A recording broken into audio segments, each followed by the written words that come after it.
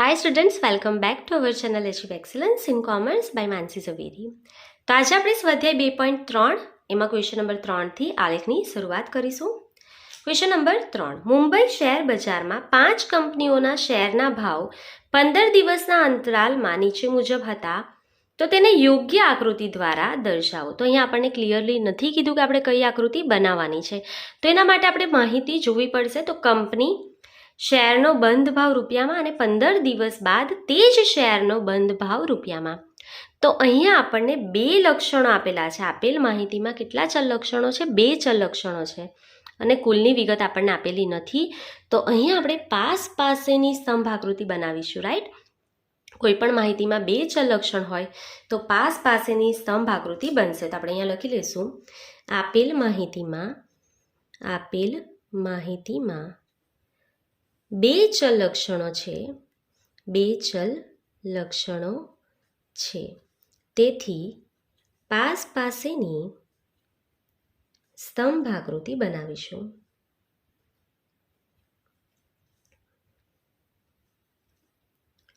હવે આ જે માહિતી આપેલી છે એ વર્ષ આપેલા નથી. આ માહિતીમાં વર્ષ આપેલા નથી, એટલા માટે આપણે સમય આધારિત માહિતી આને ગણીશું નહીં અને આ માહિતીને આપણે ચડતા કે ઉતરતા ક્રમમાં ગોઠવવી પડશે અને ત્યાર પછી જ આપણે ગ્રાફ દોરી શકીશું. કારણ કે કઈ આપણે સ્તંભ આકૃતિ બનાવવાના? પાસેની સ્તંભ આકૃતિ બનાવતી વખતે સમય આધારિત માહિતી ન હોય તો કમ્પલસરી આપણે એને અરેન્જ કરવું પડશે ઉતરતા કે ચડતા ક્રમમાં. ચાલો, તો આપણે માહિતીને અહીંયા ઉતરતા ક્રમમાં જે છે અરેન્જ કરી દઈશું. તો આપણે લખીશું આપેલ માહિતીને ઉતરતા ક્રમમાં ગોઠવતા. તો જે પહેલો ડેટા આપેલો છે શેર બંધનો ભાવ, એના ઉતરતા ક્રમમાં આપણે અરેન્જ કરી દઈશું. જે પણ પહેલી માહિતી આપેલી હોય ક્વિકલી આપણે એના અકોર્ડિંગ ટુ એને ઉતરતા ક્રમમાં ગોઠવી દઈશું, રાઈટ?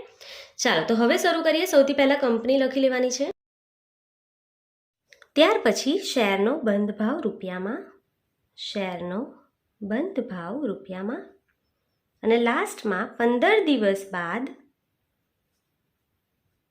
તે જ શેરનો બંધ ભાવ રૂપિયામાં. ચાલો, તો આપણે શેરનો બંધ ભાવ જે પહેલા ડિટેલ આપેલી છે એને ઉતરતા ક્રમમાં ગોઠવી દઈશું. તો સૌથી વધારે કેટલા છે? 100. તો કઈ કંપનીના છે? તો આપણે કંપનીમાં લખીશું સી અને અહીંયા 100 અને એના નીચે આ ડેટા 150. ધ્યાન રાખજો, શેરના બંધ ભાવને આપણે ઉતરતા ક્રમમાં ગોઠવીએ છીએ તો 15 દિવસ બાદનો જે ડેટા હશે એ કદાચ ઉતરતા ક્રમમાં નહીં પણ હોય તો ચાલશે. ત્યાર પછી 100 પછી કેટલા છે? અહીંયા વધારે 80. શેમાં છે? ડીમાં. તો આપણે લખીશું ડી, એ છે 80 અને એના નીચે છે 60. 80 અને 60, રાઈટ? આગળ વધીએ તો હવે અહીંયા ડેટા કયો છે વધારે હોય તેવો? એ 40 અને 60. તો અહીંયા આપણે લખીશું એ 40 અને 60. તો તમે અહીંયા જોઈ શકો છો કે નીચેનો જે ડેટા છે એ કદાચ ઉતરતા ક્રમમાં નહીં આવે તો પણ ટેન્શન લેતા નહીં, રાઈટ? ચાલો આગળ વધીએ. અહીંયા ઈ 30 છે તો અહીંયા આપણે લખીશું ઈ 30 અને 10 અને લાસ્ટમાં અહીંયા છે બી 20 અને 30. તો અહીંયા લખી લઈશું બી 20 અને 30. ક્લિયર? ચાલો, તો આ ડેટા તમે માહિતી જે છે એ ક્લિયરલી જોઈ શકો છો. આ ઉતરતા ક્રમમાં છે શેરનો બંધ ભાવ, પણ 15 દિવસ બાદ જે છે એ કદાચ ઉતરતા ક્રમમાં નહીં પણ હોય તો કંઈ નહીં, કોઈ પણ એક ગુણધર્મને આધારે આપણે એને ઉતરતા ક્રમમાં ગોઠવેલા હશે. ચાલો, તો હવે અહીંયા આપણે ટેબલ ક્વિકલી ડ્રો કરી લઈશું.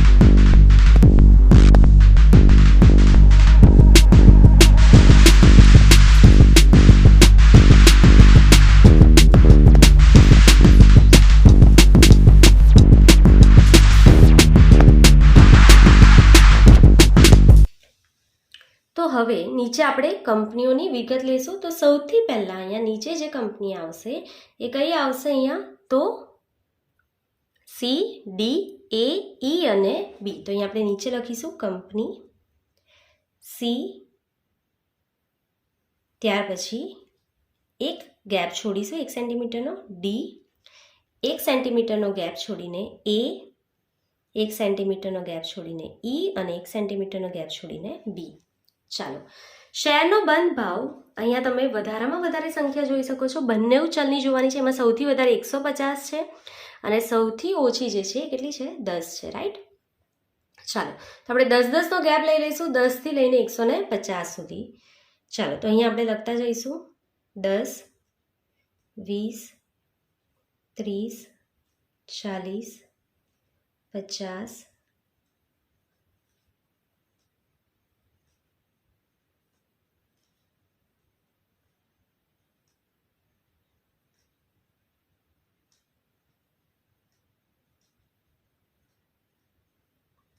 તો આપણે અહીંયા 10-10નો ગેપ લીધેલો છે. તમે ચાહો તો અહીંયા કોઈ અલગ ગેપ પણ 5-5નો પણ લઈ શકો છો અથવા તો 20નો ડિફરન્સ પણ લઈ શકો છો. રાઈટ. ચાલો, તો શરૂ કરીએ. કંપની સીમાં શેરનો બંધ ભાવ છે 100 અને 15 દિવસ બાદ છે 150. તો આપણે સીમાં પહેલાં ટીક કરીશું 100 અને ત્યાર પછી તરત જ કેટલું? 150. એટલે 150 પર અહીંયા પોઈન્ટ મૂકીશું અને લાઈન ડ્રો કરી લઈશું. રાઈટ.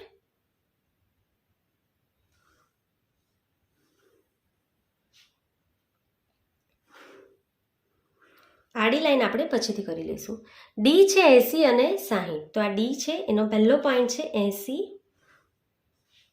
અને ત્યાર પછી છે 60. તો આ 60 પર આપણે અહીંયા એક પોઈન્ટ મૂકીશું અને અહીંયા એક લાઈન ડ્રો કરી લઈશું. ત્યાર પછી છે 40 અને 60. તો આપણે અહીંયા એમાં 40 પર લાઈન ડ્રો કરી લઈશું અને બીજો જે પોઈન્ટ છે એ છે 60. એટલે અહીંયા જ આપણે 60 ડ્રો કરી લઈશું. આગળ વધીએ. 30 અને 10. તો અહીંયા આપણે 30 અને 10 એટલે કે આ પોઈન્ટ, ફર્સ્ટ પોઈન્ટ. અને આગળ છે 20 અને 30. તો આ છે આપણું 20 અને 30 એટલે 3 સેન્ટીમીટર પર. તો અહીં આપણે આડી લાઈન ક્વિકલી ડ્રો કરી લઈશું એટલે આપણી પાસેની સ્તંભ આકૃતિ અહીંયા તૈયાર થઈ જશે.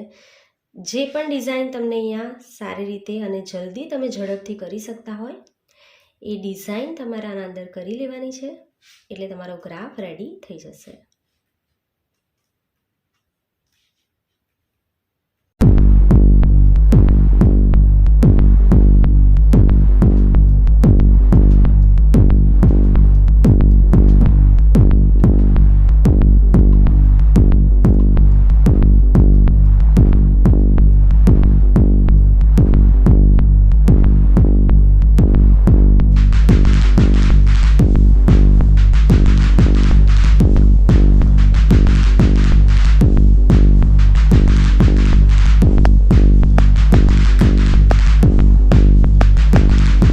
ચાલો, તો હવે આપણે અહીંયા સ્કેલ લખી લઈશું.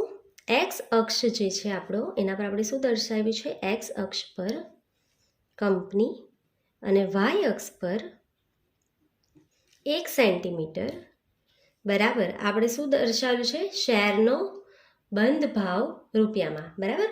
એ 15 દિવસ બાદ હોય કે આજનો હોય તો આપણે અહીંયા લખી લઈશું શેરનો બંધ ભાવ રૂપિયામાં.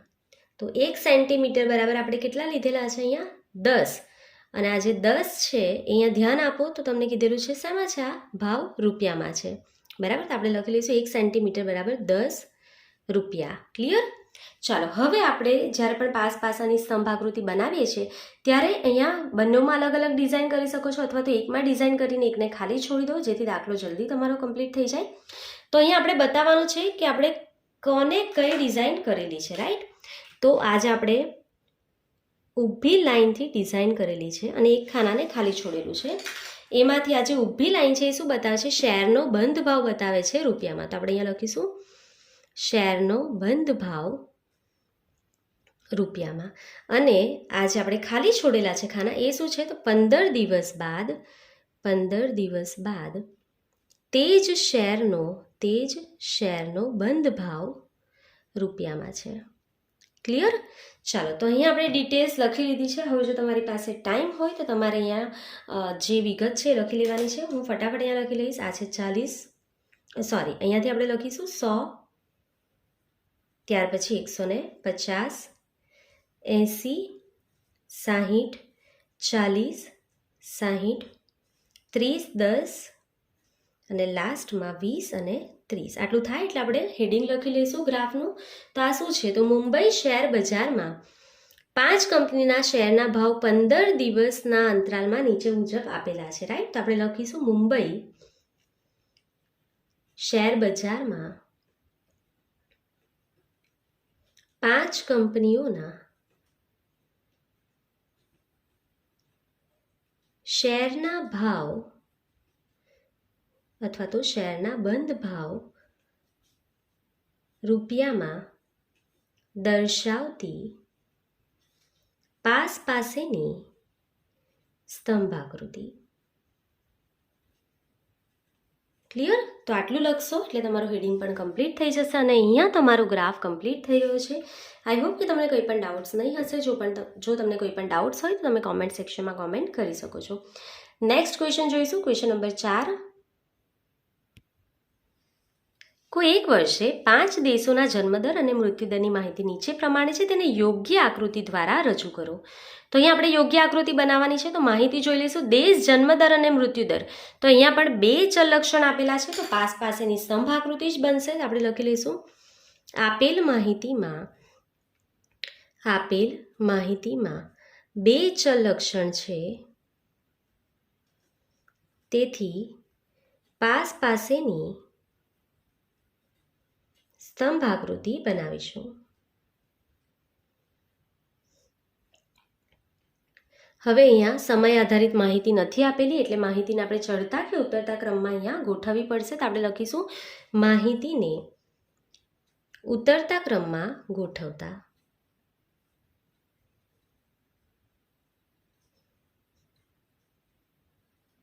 ચાલો, તો હવે આપણે લખીશું દેશ. જે પહેલો ડેટા છે એના આધારે જ આપણે ઉતરતા ક્રમમાં ગોઠવી લઈશું. તો જન્મદર અને મૃત્યુદર. ચાલો, તો જન્મદરમાં સૌથી વધારે જન્મદર કેટલો છે? 34.2. તો આપણે લખીશું દેશમાં ભારત 34.2, એના નીચે તરત જ 20.4.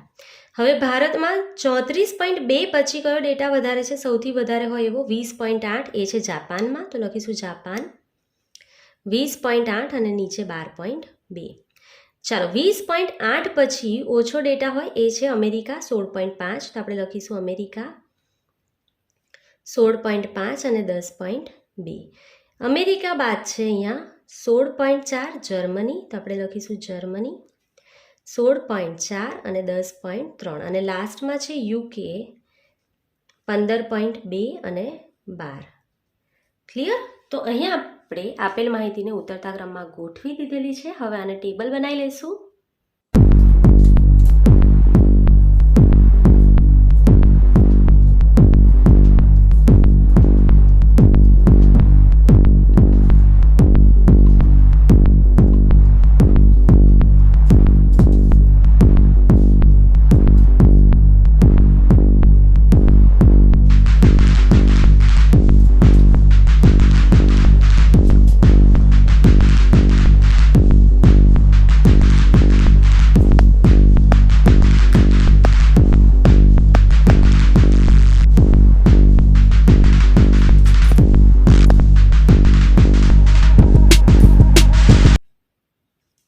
ચાલો, તો એક્સ અક્ષ જે છે એના પર આપણે દેશ લઈ લઈશું. અહીંયા તો આપણે લખી લઈશું દેશ. અને જે આપણો વાય અક્ષ છે એ શું દર્શાવશે? જન્મદર અને મૃત્યુદર, રાઈટ? તો આપણે અહીંયા વાય અક્ષ પર લખી લઈશું જન્મદર અને મૃત્યુદર. ચાલો, હવે જન્મદર જે છે એ સૌથી વધારે કેટલો છે? 34.2 અને સૌથી ઓછી સંખ્યા અહીંયા કઈ છે? 10.2. તો હવે આપણે 1 સેન્ટીમીટર બરાબર કેટલો સ્કેલ લેશું અહીંયા નક્કી કરી લેવું પડશે. તો અહીંયા તમે 1 સેન્ટીમીટર બરાબર 5નો કે 10નો સ્કેલ લઈ શકો છો, પણ અહીંયા 5નો સ્કેલ 1 સેન્ટીમીટર બરાબર લેશું તો આપણો ગ્રાફ ખૂબ જ નાનો બનશે. તો 2 સેન્ટીમીટર બરાબર આપણે અહીંયા 5નો ગેપ લઈશું. 2 સેન્ટીમીટર બરાબર 5, 10, 15, 20, 25, 30 ને 35, રાઈટ. તો 2 સેન્ટીમીટર બરાબર આપણે 5નો ડિફરન્સ લીધો છે, જેથી ગ્રાફ આપણો થોડો મોટો બની શકે, અધરવાઇઝ તમારો ગ્રાફ ઘણો નાનો બનશે. ચાલો તો શરૂ કરીશું. જન્મદર ભારતમાં છે 34.2. હવે આને કઈ રીતે કેલ્ક્યુલેટ કરવાનું છે? તો આપણે પહેલાં અહીંયા નીચે દેશના નામ લખી લઈશું. તો સૌથી પહેલાં છે ભારત, ત્યાર પછી જાપાન, અમેરિકા, ત્યાર પછી જર્મની અને યુકે, રાઈટ. ચાલો તો હવે અહીંયા ધ્યાન આપો. તો 34.2 તો આપણે કઈ રીતે એને કેલ્ક્યુલેટ કરીશું? તો ભારતમાં આ જે ડેટા છે એ છે 34.2. તો આ આપણો જે પોઈન્ટ છે 30 દર્શાવે છે, આપણે 34 પોઈન્ટ સુધી જવાનું છે. તો આપણે 2 સેન્ટીમીટર બરાબર 5નો ડિફરન્સ લીધેલો છે. એટલે આજે તમને સ્કેલના અંદર જે આ નાના નાના કાપા દેખાય છે એમાં 4 લાઈન બરાબર આપણે 1 પોઈન્ટ ગણીશું. એટલે કે જો આ સપોઝ 30 હોય, આ 13 નંબરનો પોઈન્ટ 30 છે, આઈ હોપ કે તમે અહીંયા જોઈ શકો છો. આ 30 છે તો ઉપરની 4 લાઈન અહીંયા કેલ્ક્યુલેટ કરો એટલે આજે આવશે તે 31 નંબર હશે. ત્યાર પછી 4 લાઈન છોડો એટલે 32, ત્યાર પછી 2 લાઈન છોડો એટલે 32.5, ત્યાર પછી 2 લાઈન એટલે 33. એ રીતે આપણે કેલ્ક્યુલેટ કરતા જવાનું છે, રાઈટ. ચાલો તો હવે આપણે સ્કેલમાં ગણી લઈશું અહીંયાથી. તો આ આપણો 30 નંબરનો પોઈન્ટ છે, આપણે 34.2 સુધી જવાનું છે.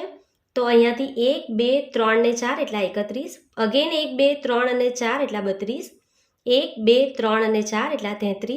હજુ આગળ જઈશું આપણે, 1, 2, 3 અને 4 એટલા 34, 34.2 એટલે એના પછીનો નેક્સ્ટ પોઈન્ટ જે છે એના પર આપણે અહીંયા ટીક કરી લઈશું. તો આ આપણો ગ્રાફ દર્શાવશે 34.2.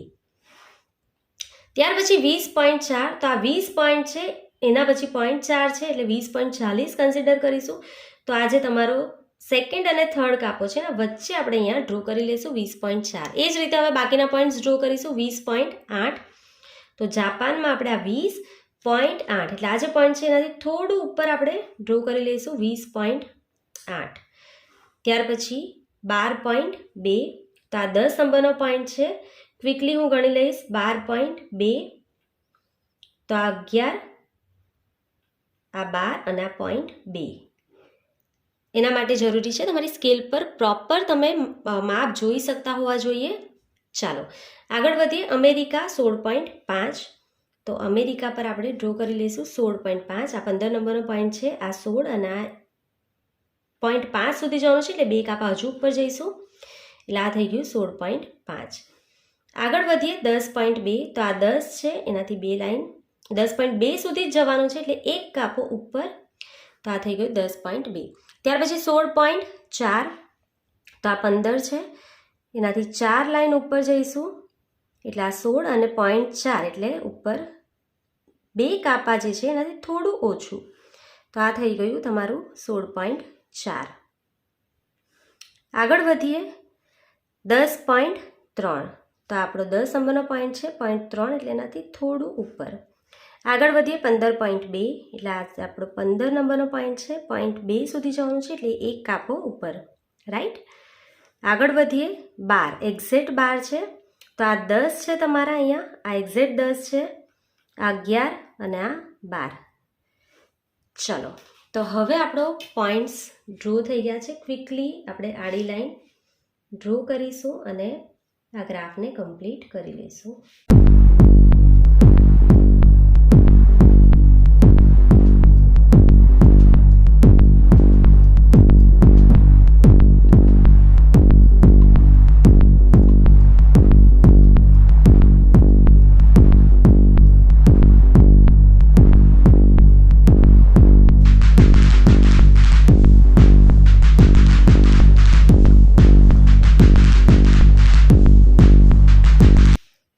ચાલો તો અહીંયા આપણે ડિઝાઇન કમ્પ્લીટ કરી લીધી છે. સ્કેલમાં આપણે લખી લઈશું સ્કેલ. એક્સ અક્ષ પર આપણે લીધા છે દેશ અને વાય અક્ષ પર 1 સેન્ટીમીટર બરાબર કેટલા 2 સેન્ટીમીટર બરાબર 5 એકમ બરાબર. યુનિટ અહીંયા નથી આપેલા એટલે 2 સેન્ટીમીટર બરાબર આપણે 5 એકમનો ડિફરન્સ અહીંયા લીધેલો છે, રાઈટ. હવે આ જે ડિઝાઇન કરેલી છે એ શું બતાવે છે? જન્મદર અને જેને આપણે ખાલી રાખેલું છે એ છે મૃત્યુદર. ક્લિયર? ચલો ક્વિકલી આપણે અહીંયા ડેટા લખી લઈશું. 34.2, 20.4, 20.8, 12.2, 16.5, 10.2, 16.4, 10.3, 15.2 અને 12. ચલો આટલું થઈ જાય એટલે આપણે ગ્રાફનું હેડિંગ લખી લઈશું. તો કોઈ એક વર્ષે 5 દેશોના જન્મદર અને મૃત્યુદરની માહિતી આપેલી છે. તો કોઈ એક વર્ષે 5 દેશોના જન્મદર અને મૃત્યુદર દર્શાવતી પાસેની સ્તંભાકૃતિ. તો આટલું લખીશું આપણે અને અહીંયા આપણો જે ગ્રાફ છે એ કમ્પ્લીટ થઈ જશે. આઈ હોપ કે તમને અહીંયા કોઈ પણ ડાઉટ્સ નહીં હશે. જો તમને કોઈ પણ ડાઉટ્સ હોય તો તમે કોમેન્ટ સેક્શનમાં કોમેન્ટ કરી શકો છો. આજના માટે બસ આટલું જ. Thank you for watching. Keep learning. Take care.